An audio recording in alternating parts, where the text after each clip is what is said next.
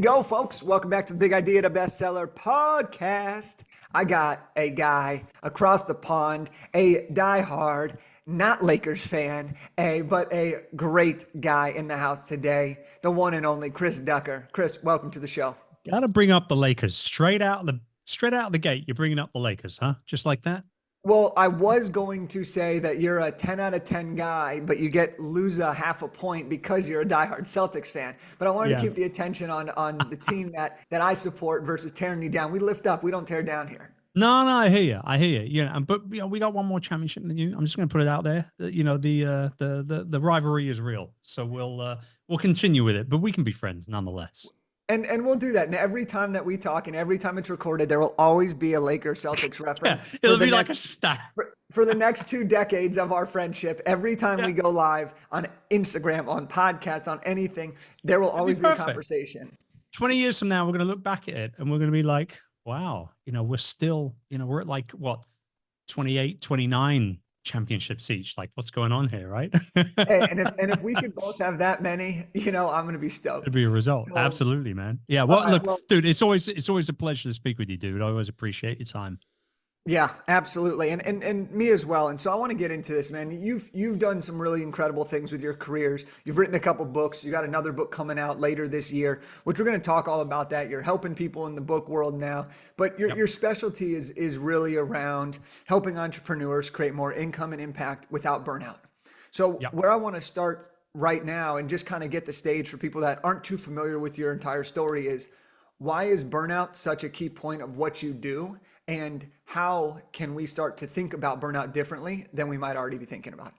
Yeah, no, it's a great question. I mean, burnout is something that I think that everybody knows about. They kind of hear the word quite a lot. It's talked about a lot. The issue with it, however, is that we're still dealing with it. And that's kind of where, and myself included as well, we know the signs, we know what we should not do if we want to avoid burnout. We also know what we should do if we need to overcome burnout, right? Yet I can honestly say very, very seriously, I have met more entrepreneurs in the last 8 to 10 years who are either going through burnout, literally when I meet them for the first time, or have been through burnout, or have come back to going through it for a second time or a third time. Like, I don't know what is going on here. And this is why I started to look into this topic more and more and more over the last few years. 2021, I burnt out for the second time. And it was a hard burnout as well. The first time around, it was more physical. It ended up with me actually needing back surgery because I was crushing my lower back sitting on a chair for 16 hours a day trying to grow my business, right?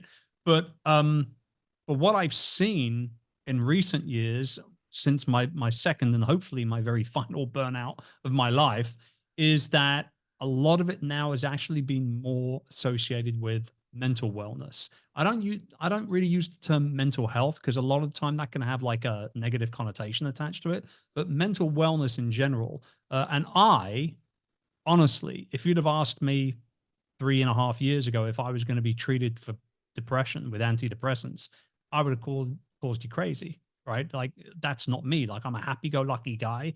I love life. I love my family. I love my friends. I love doing business. I like helping people, but traveling and all that kind of fun stuff.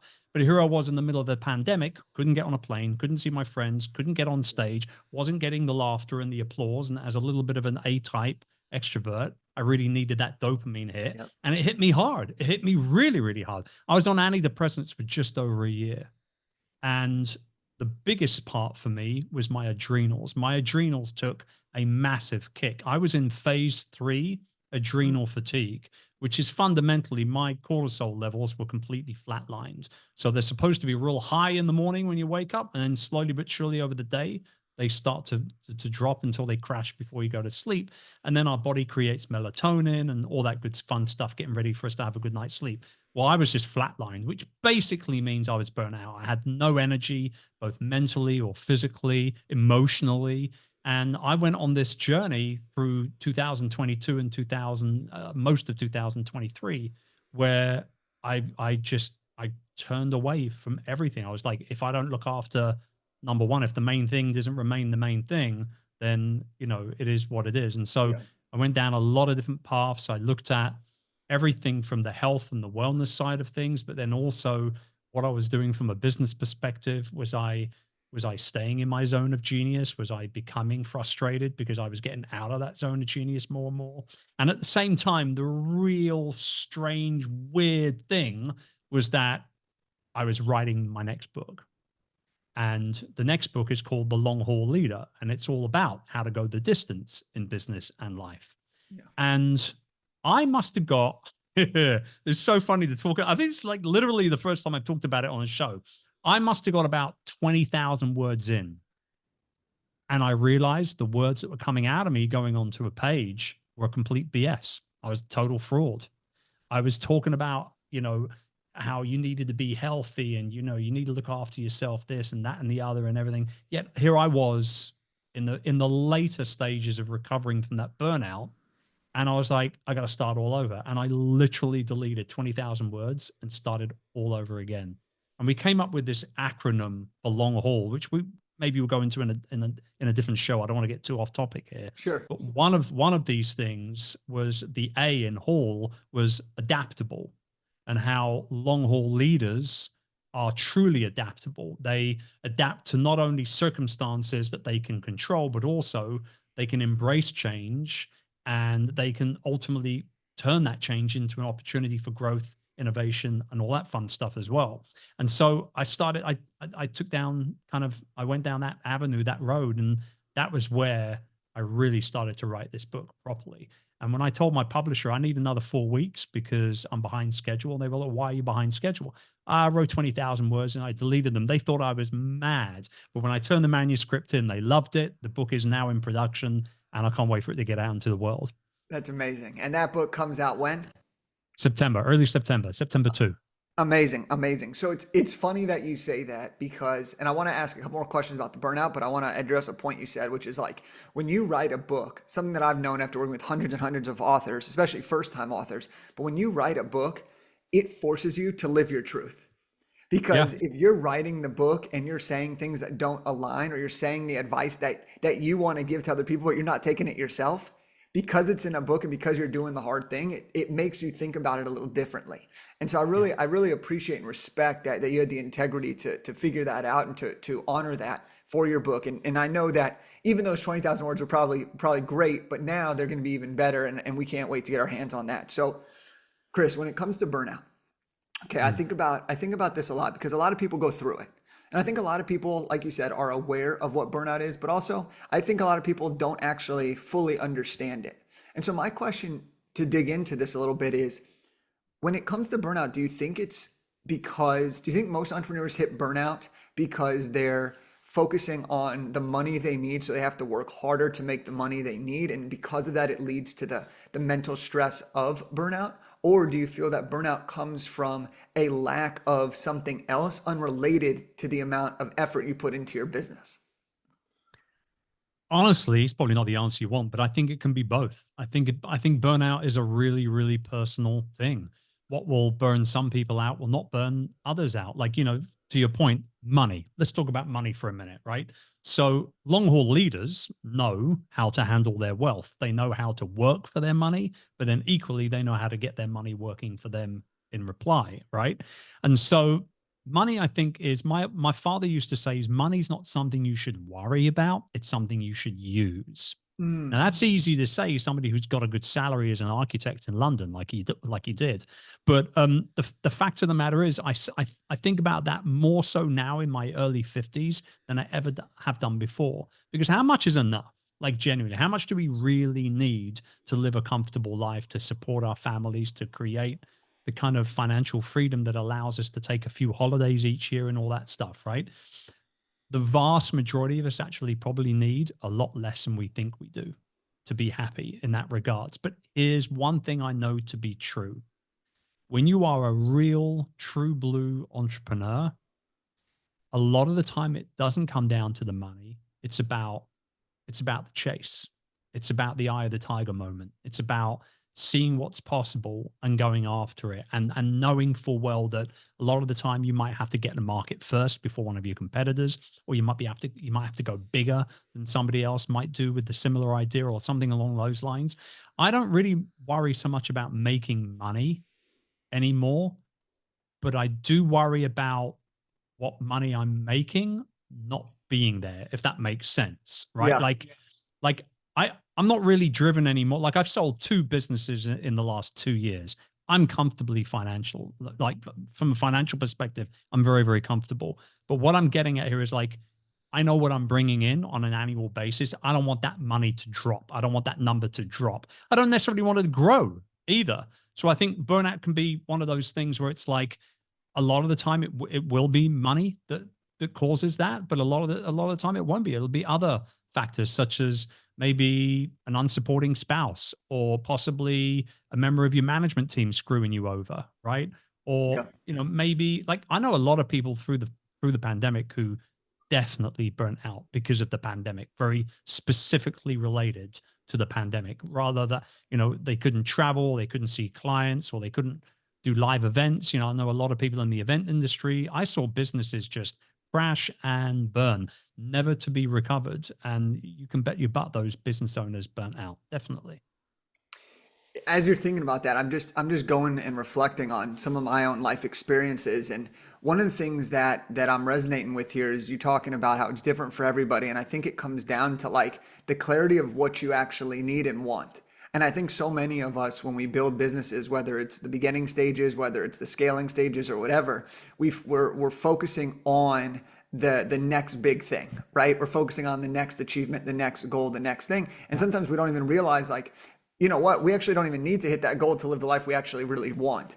And so for you, you've sold multiple businesses, you've written multiple books, you've gone through burnout multiple times. Like, how do you personally, are there any things that you do on a day-to-day basis or weekly basis or monthly basis that help you enjoy the journey of life while at the same time pursue the greatness of living and running your businesses? Yeah, there are now, but there probably wasn't before, right? And hindsight and all that sort of stuff. I think, we've this is how I feel about. I don't know. How old are you, Jake? If you I don't just mind turned me asking. 32. Okay, so you're a young cat still. Okay, I'm 19 years older than you. And if anybody's watching this video, I know people are going to be thinking, really? He doesn't look like he could be 90. He looks good. No, You do, you I do look good. digress. You do look, when you said 50s, I was like, what?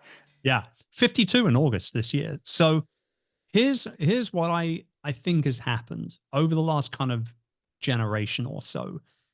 When I think about my peers, the people that I've known for a certain period of time, the majority of those people are in their mid 40s right up to their early 60s. Okay.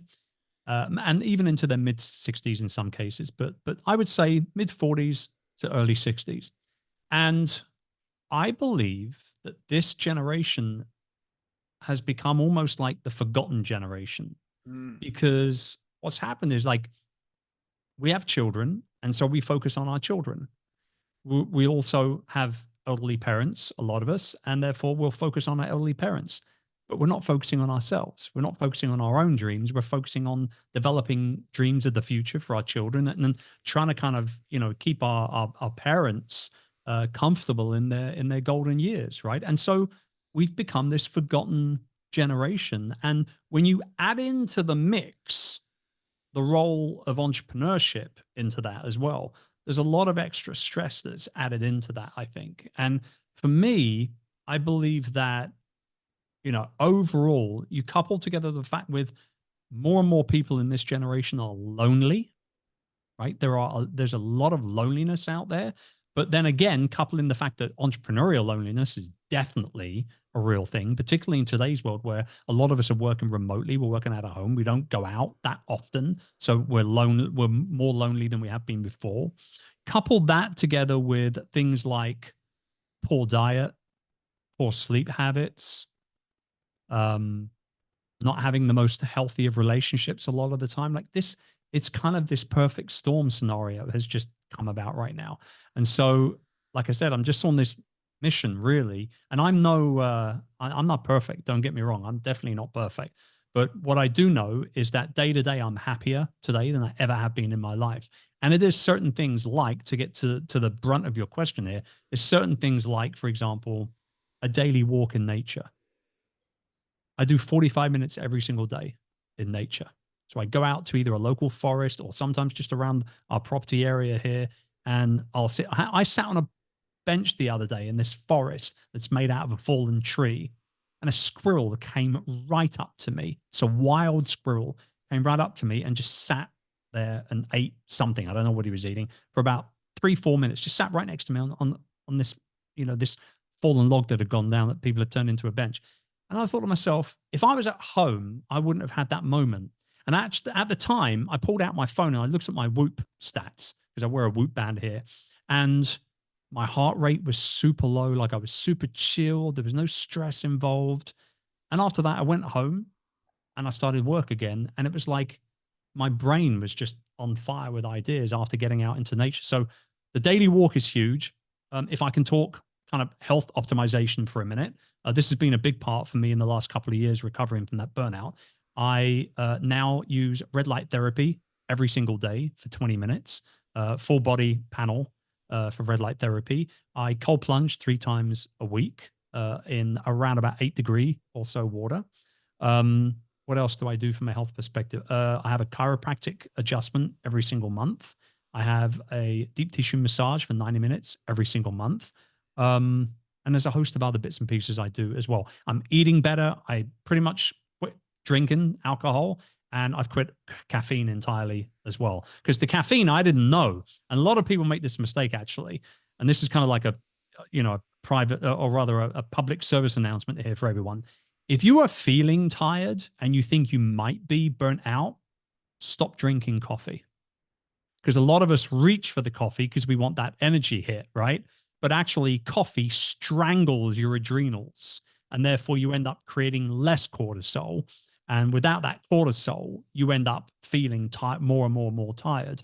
And so by continuing to consume caffeine, you're just going to prolong everything. Yeah. So there you go. Dr. Ducker out. Yeah, yeah, this is great. Sometimes I find that, you can hear some of the stuff from doctors and it's great, but we're like, okay, they're doctors, they want everyone to do it. Of course, Right. but sometimes it's great to hear it from like the everyday person who like figured it out on their own. It's kind of Right. like the kind of thought that I have, where it's just like, growing up, my mom would tell me something, right? And she's my mom. So of course I don't think she knows what she's talking about. But then Right. I go down the street and someone else's mom or friend tells me the exact same thing. I come home, Yeah. I'm like, Mom, listen. I just learned this. And she's like, I've been teaching you this. Literally, I've said this 100 times to you. Yeah. But we're Yeah. just Yeah. sometimes not ready to hear something until we're ready to hear something. And I Yeah. think for you and your journey, I love hearing kind of what you figured out for yourself now, because you've gone through it, you've experienced it, and you found what works for you today. And I bet you when we have this conversation in 10 years, when the Lakers win a couple more championships, then what's going to have to happen is you're going to be like, hey, I've evolved this, and this because of what I continue to learn and how I've experienced and how life has changed. Right. And that's something Right. that I think is so important, no matter what age you are currently today, is that we have to be adaptable. You said that word earlier. We have to be adaptable, but yet also we have to be able to make decisions based on the information we have and the feelings that we're experiencing. So I want to switch gears. Here, Chris. I want to get into books. I want to get into business. Okay. Yeah. Now, you have several books. You're writing your third book right now. Why? Why books? What have books done for you? And what's the significance of you writing them? Well, the most important book you'll ever come across is not one that you'll read, it's one that you'll write. Mm, And I'm a big believer of that. When I was first contacted by a publisher to do Virtual Freedom, that email must have come through around maybe 2012, or came out 2014. It was kind of at the time, I was kind of like, I'm going to tick this off, not a bucket list per se, but like, this is a goal list. And I always liked the idea of having my own book. I've always been a big consumer of books. There's always half a dozen books ready and waiting to be read, right? And I would say I average a book a month. I'm not a super fast reader. I like to really consume books when I read them as well. And every now and then that means I have to go back and Yeah. read the same paragraph a couple times and, all that sort of stuff, right? So I'd say about a book a month. I've always been a big consumer of them. When the first book came out, I just realized after the fact what it would really do for my business, because we had Virtual Staff Finder, which had been up and running since 2010, where we helped people find virtual assistants in the Philippines. And so we were already kind of bridging the gap from an offering perspective, from a service perspective as a business. But writing a book about building a team of virtual assistants was like pouring paraffin all over this open fire, and it just blew up within a matter of I think 4 months after the book came out. We had to double our team inside of Virtual Staff Finder because we had so many people coming in. At one point, we were averaging about 100 clients a month signing up for that Wow. service, which was pretty incredible if you think about it. And obviously, after 18 months or so, that number dropped slightly. And I say right up till the end of last year, we'd probably been averaging about 40 to 50 people a month over that almost 15-year period. Virtual Staff Finder was actually acquired by WorkPod, which is an Australian-based company that does a similar type of thing, but they wanted to kind of expand out of the Aussie market, work with VAs in the Philippines and everything. And so it was a great acquisition. But having that first book come out, I realized the power of what it could do to build my business. Now, if we fast forward a few years later, the second book, Rise of the Youpreneur, came out in 2018. I had already launched a new service based around helping people build their personal brands and their expert business, which is still going to this day, called Youpreneur. And so Rise of the Youpreneur was kind of half manifesto, half lead generation magnet, quite frankly. Yep. And that book has sold probably about 50,000 copies, but I reckon I must have given away another 20,000 easy from a lead gen perspective. And without a doubt, we have made millions and millions of dollars off of that book in terms of course sales, other downloadable asset sales, live events, coaching programs, paid masterclasses, you name it, right? Going into that second book, though, I really realized the power of having the book to build a business. The first time round, it was luck. It was a fluke. But obviously, once you realize that something works well, you jump all over it. And that's exactly what we did with the second book, Yeah. And now Yeah. with the third book, it's kind of strange because this is a very, very different type of message compared to what I've done or what I've talked about before. But the way that we've set it up is that, and this is actually maybe very interesting for any of your listeners or viewers that have maybe got one or two books out already and they're thinking about coming out with another book. What I've basically done here, one book after another, is I've just written about what I know about. So I was in the virtual assistant and outsourcing industry for 6 years before that first book came out. I was building a personal brand and helping others do likewise for 10 years before Rise of the Youpreneur came out. And now over the last few years and another 8-9 months before the book comes out, I've been recovering from burnout and I've been building myself up to become a long haul leader.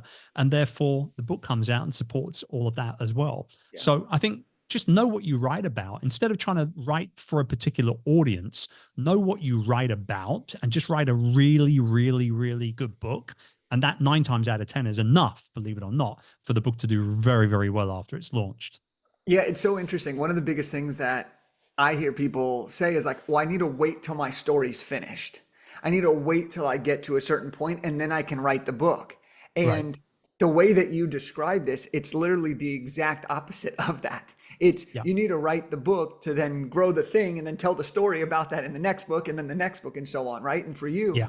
if you had waited until today to write the book about your previous business that got acquired, well, it wouldn't have scaled and doubled. Your team wouldn't have doubled because you didn't have that particular asset at that time. And so it's Yeah. really, And really fascinating. yeah, years ago, probably about four, maybe, like maybe 4 years ago, maybe 5 years ago, I was talking with my business coach and I had realized that I wanted to kind of pivot a little bit, even though I was, I still class myself as an entrepreneur. But now that I've sold these other two large businesses, it's kind of hard to have that label all of a sudden. Like I've gone from having like 400 members of staff to like 50 to 20 to now like 6. And although it's amazing that I can still make the kind of money that I do with a very, very small but mighty team like that, it's kind of bittersweet the same time because I kind of liked having the facility and the staff and getting called boss every now and then and all that kind of stuff. I kind of like that stuff, right? But what's really strange about it is that when I think about where I want to be 5 years from now, and this goes back to what my business coach said to me at the time, I'm I'm already like the people I work with now are me 5 years ago, right? So you want to, if you're a business coach or a consultant, if you're, running workshops or whatever with your quote unquote dream client, really what you should be teaching is what you really know well. It's not what other people need to know. It's what you really know. And if that's the case, the perfect client for you to teach that to is who you were 5 years ago. So I'm really interested to see where I'm going to be in my mid 50s, right? Like where am I 4 or 5 years from now? And what does that look like in terms of who I'm going to be coaching, who I'm going to be helping as well? And that's one of the things that I never thought I was going to become a business coach, quite frankly. I never thought. I'd always just thought I would just run businesses and make money that way. But as I work with coaching clients now pretty much daily through our roundtable mastermind or through our incubator, whatever it might be, one thing is really, really true is I don't forget that kind of feedback and that kind of coaching that I received because I can see it. I can see where these people are now, and they are 4 or 5 years ago from where I am. And it just works beautifully. Yeah, amazing.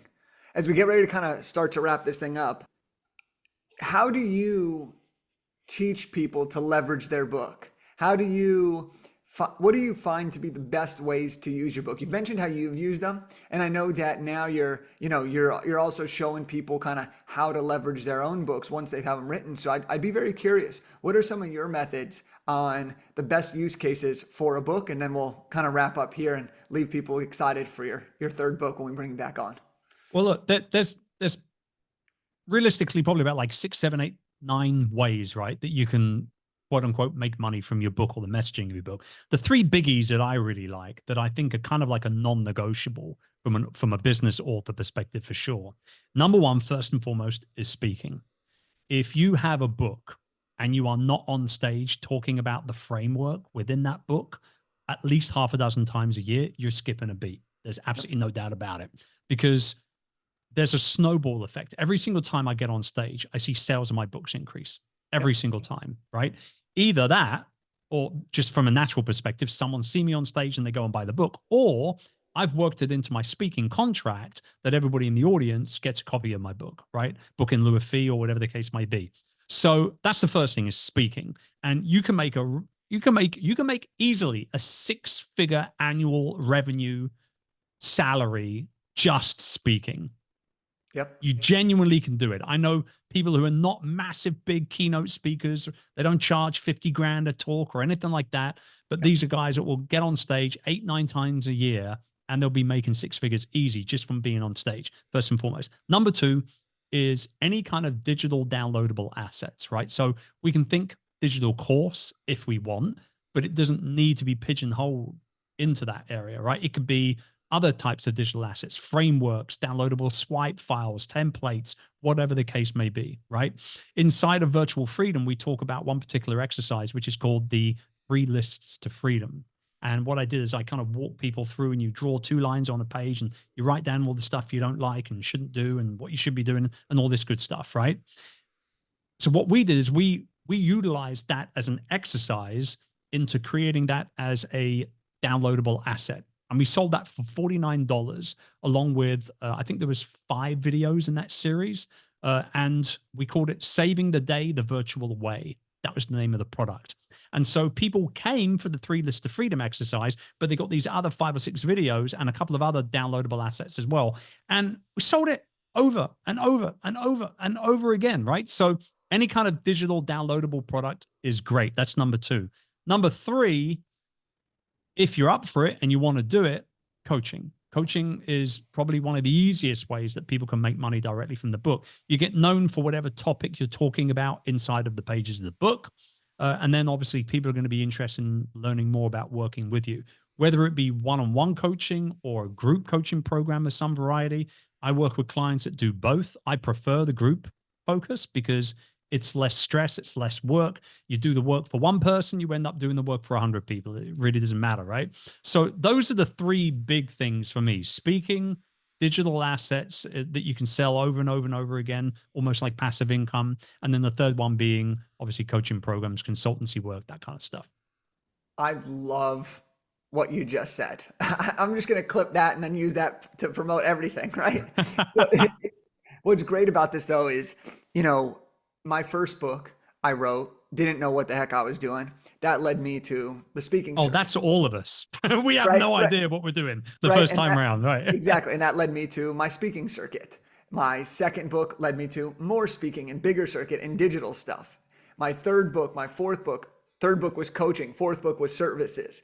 Every time I've wanted to level up or increase revenue or start something, a new business, I write a book related to that particular avenue to expand a particular skill set or to speak to the person I once was a few years ago and to teach the things that I need to learn. And so it's really, really powerful that you talk about that, because if people are listening to this and they're trying to identify like, what's the path? Well, write the book, digital courses, coach, speak. That's it. All on the same topic. You're just charging different amounts and delivering different things. And so I want to add something. I love what you said. Yeah, please. Yeah, I want to add something real quick as well. So a lot of what we talk about that we're going through here, courses, consulting, coaching and stuff, that's kind of like, it could potentially be seen as more of a B2C scenario, right? Like where one individual signs up for a course or one individual gets on your coaching program. Yep. But I don't want to discount what this looks like from a B2B perspective as well. So I'm going to tell you very quickly a story. One of my mastermind members, her name is Jenny, and she had a book come out last year in September, October. And she's B2B. She's in the communications sector, and she's awesome. She's amazing. She's very well, highly sought after keynote speaker. She travels the world speaking and doing all this fun stuff. And she had a keynote booked for around about the same time that the book was coming out, the launch of the book was taking place. And I said to her, you need to call the organization and see whether they'll buy. I think there was like 250 people in the audience. See whether they'll buy a copy of the book for everybody that's in the audience, so that when you come out on stage as the closing keynote, they've got one on their chair. And Jenny, if they don't buy the book, you're bringing 250 copies with you at your silly author discount rate. And you are going to go ahead and make sure that everybody gets a copy anyway, right? As it happens, they did buy the book. So everybody walked away with a copy of that book. 1 week after that presentation, she got an email from the president of an organization saying, I loved your keynote. I read your book on the way home. It was amazing. I want to do a special edition of your book for my organization.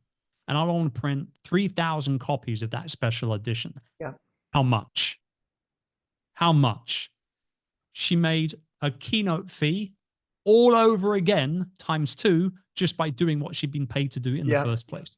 So it's, there's ample opportunity to be able to make more money off of your book once it gets out into the world. And I think so many people have this real kind of linear look at it, right? Where it's like, oh, I'm just going to speak and consult or whatever. There's so many different ways. If you get more granular, you can really start to realize that actually a book can actually be the business itself. Everything else around it is just gravy. Like you can make money just from the book alone. 100%. And I love that you added that, because B2C, B2B, online, physical products, I mean, you can sell anything on the back end of it and turn a book into anything. And the best thing is, once you do the work once, you can use it however you want for a decade plus. Right? Yeah. That's the beautiful thing. So Chris, this is exciting. I'm excited for your upcoming book coming out later this year, The Long Haul Leader. I just want to say thank you, man. It's always a pleasure when we get to work the time zones together and get on a call and chop it up. So thanks for coming out here today. My pleasure. And as always, go Celtics. Yeah. All right. So before we leave though, we need to let people know how they can learn from you, continue to support you, your work and everything. So where's the best place to go to follow you, to work with you? Give us all the goods. Well, I'm at Chris Ducker on all the socials, but I'm only really hanging out on Instagram and LinkedIn, and chrisducker.com for my personal website. Simple as that. Awesome. We'll link that up and we'll make sure to promote the upcoming book when it happens. Maybe we'll even get everyone with a special little episode of the launch of that book and how you're going to be using it leading up to the launch and post-launch. But for everyone here, I want to leave you with a challenge today. All right, Chris has been in the industry for a long time. The guy's incredibly successful, both in his personal life, in his life enjoyment, and in his business career. And so my challenge to you after listening to this episode is this.